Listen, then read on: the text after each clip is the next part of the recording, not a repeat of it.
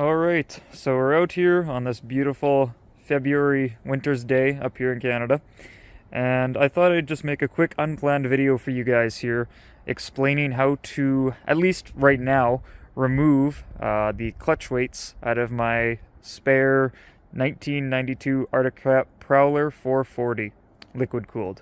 So this is my second sled that I've ever owned. It's just my spare now.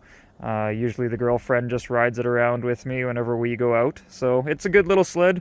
The only major work I've ever had to do to it was replace the stator. That kind of sucked, but it ran like a top after that. And besides that, change some of the idler wheels and clean the carbs, stuff like that. My first sled that I ever owned was a 1977 Arctic Cat LT Gray. I sold that one. And then my third sled here is my 1999 Polaris 700, which I absolutely love. But besides that, getting to this thing over here. So this actually isn't too hard of a job by any means. I knew they had to be replaced because, well, just from a visual inspection, you could see they were worn out, and also the sled would try to creep along. Like the clutch, you could tell wasn't quite operating right. It would try to creep along sometimes. Other times it was fine. It just kind of depended how the weights were positioned, because once again, they were worn out, so they kind of wobbled around and did their own thing, and they weren't operating correctly. So to start off, you got to remove your belt. So obviously you open up all of your covers and plastics. You take your belt off. You might have to fight it a little bit. They're pretty tight on these guys, I noticed. After that, usually there is a tool to be able to push your primary clutch together, or like compress it, I guess you could say.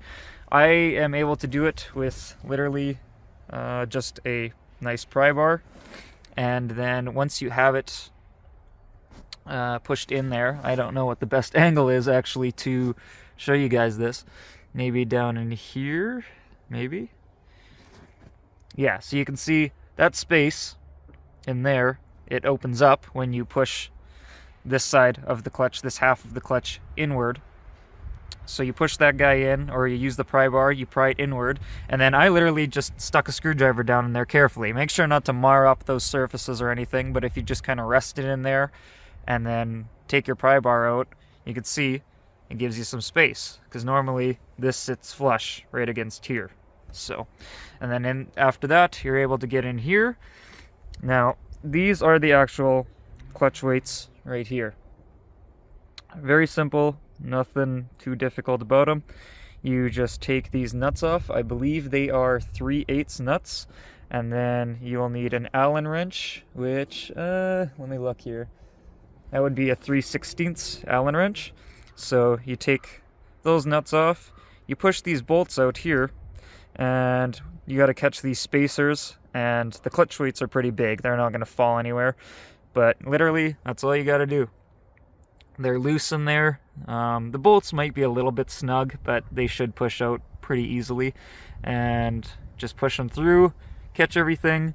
And I took 2 of them out already, and you can see I don't think you have to number anything. I did it just because, I'm paranoid and I like to know where stuff goes. On the side of them, there is, I believe that's a part number.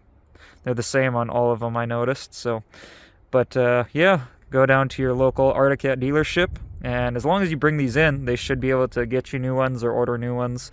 And once again, this is for a 1992 Arctic Cat Prowler. This is the normal position that it sits in.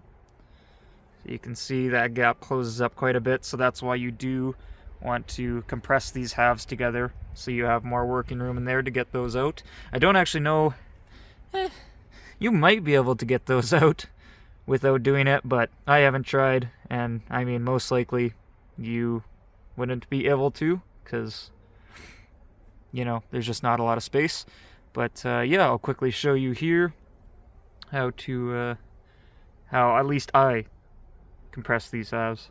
I just stuck my pry bar down in there, very carefully got it in, and compressed it inward. Got my screwdriver seated in a nice position on the other side, and now I'll be able to get that clutch weight out. You can see it's loose there.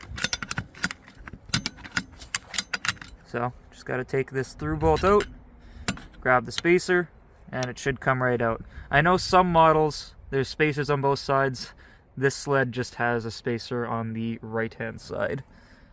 Unless it's just disintegrated. Well, oh no, it's there. I can see it's there. There it is. You can use the pry bar to help you along, or you can just hold your Allen key a little bit of an angle and then work it back and forth, and it should start to work its way out.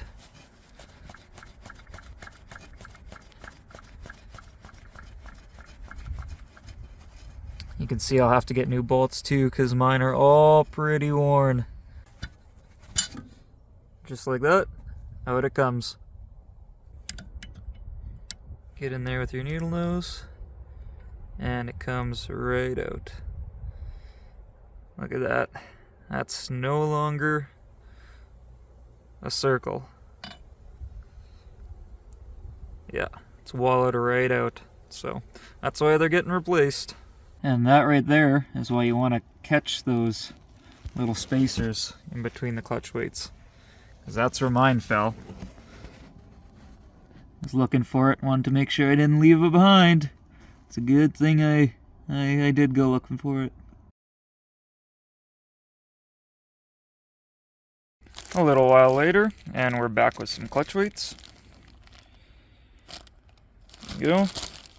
Got 3 brand new ones. Might be a little hard to see in the bag. I'll take them out right away there. New clutch weights, and they come with bushings, obviously. I got, obviously they come in a baggie, so you only need 3, but it's probably not a bad idea to have extras. Some new washers, and of course with that, some new bolts and lock nuts as well. So we're gonna go ahead and install our new weights, pins, and washers. Just want to show you guys here though, before we install those, the old ones. So you can see, obviously brand new, and even more obvious, very, very well used. That bushing is just gone. I think on number 3, the bushing just completely fell out. All the holes are right wallowed out. The washers are worn out, and yeah, the pins look like that. So, all around, it'll be much better. First one is installed. Nice and simple. Number 2. So on this last one here, I just wanted to show you guys how easy of a job this really is. So, obviously, it's probably best if you have a heated shop to do this in. That would be ideal conditions. But if you're working outside, try pick a nice day to do this if you can, because I'm working without gloves. It's really hard to do this kind of stuff with gloves on. To some people, you might find this kind of frustrating. It can be a little bit finicky. You could drop the washer. You gotta align the weight in there, and that might not be going how you want it to. And just don't let it frustrate you. If it is, walk away for a bit, go have a beer, come back and try again. It's really not that hard. So obviously, get your weight in there, align it up with these holes, push your pin through, and as long as everything is aligning, the pin should go right through. Pull it back a little bit, and then just so you know that space will be open there, put your washer in. It's nice that it has a flat spot on it, because the flat spot, well, it'll come around with this flat surface right in there, so it kind of finds its own little home. And after that, if I can do it with one hand here, keep some pressure on this pin here, okay? So the end of this pin should be touching the face of this washer right now. So as long as you keep some pressure on there, you push it down right where it needs to go, and your pin should go right through, just like that. And then you can throw your nut on. It's really that simple. And once that's all snugged up, you don't have to go crazy with it. Just obviously this is a locking nut, and everything should come to its own pinch. So just snug it right up. It's not going to come undone. If it came undone, you did something terribly, terribly wrong. And this is how you want it to be. It should move side to side, just a little bit right in that space. And obviously you guys knew how the last ones were. You know, they'd wobble side to side and clank around in there. This just has room to move a little bit freely on the actual pin itself, and that's exactly how you want it. So now, take out your fancy Arctic Cat clutch tool there, and throw your belt back on. And always remember to lift your fucking truck off the ground. It'll make your life a lot easier.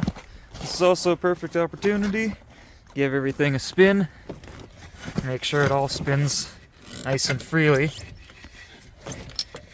You know, besides all the ice and crap built up in there. Just to make sure nothing seems like it's catching, binding, all the rest of it. There's some stuff you really can't check when everything's sitting on the ground, you know.